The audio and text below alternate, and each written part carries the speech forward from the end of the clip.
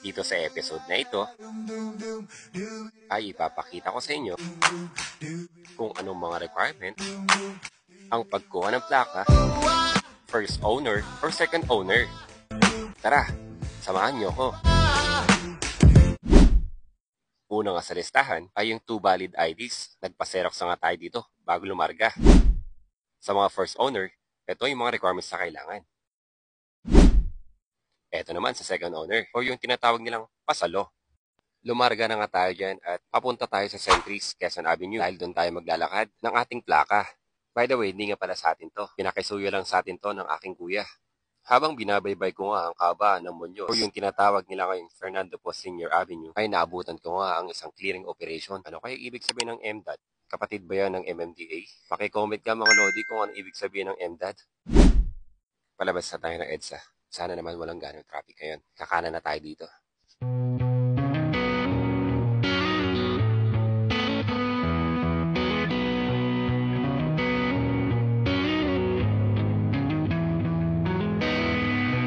I made it to the top of the hill. I won't talk about the view. Everything in it carries a chill. Masarap tayo sa piga. May tatawid pala. Babaan nga pala ng mga pasahero dito. Sitting on a hilltop. Sit on a hilltop.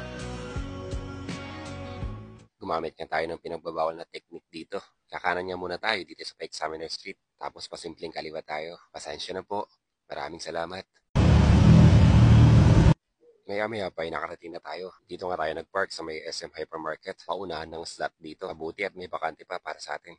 Medyo mainit nga lang. Pero pwede na. Kaysa naman iikot pa ako sa may bandang Centris. Dahil doon na daw yung susunod ng parkingan. Naglakad na nga tayo papuntang Centris Mall. Mag-aalas 12 na rin ata. Baka abutan tayo ng break time.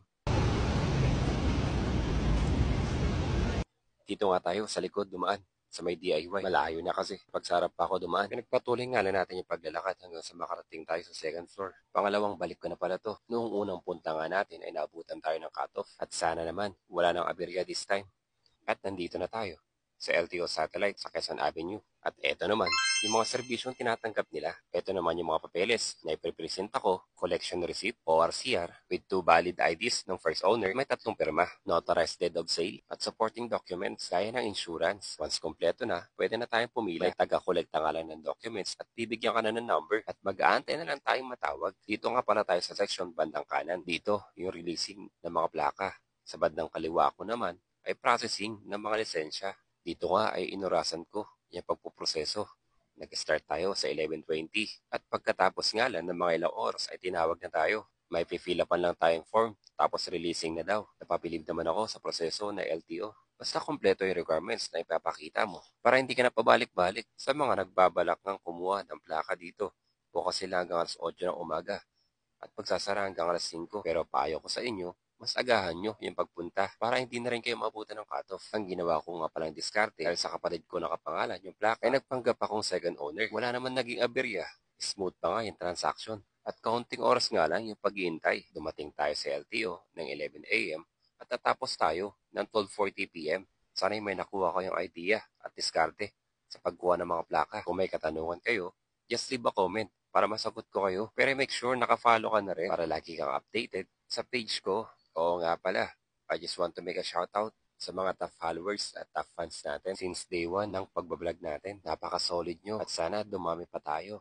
Maraming salamat po ulit. At dito nga ay magbabayad na tayo ng parking fee, 50 pesos. Our next destination, maghanap tayo ng LBC para may padala ka agad yung plaka ni Kuya. So that's it for today's vlog. Salamat ulit sa pagsama sa ride ko. See you ulit on the next vlog, next ride. Ingat lagi sa daan, ride safe, and peace out.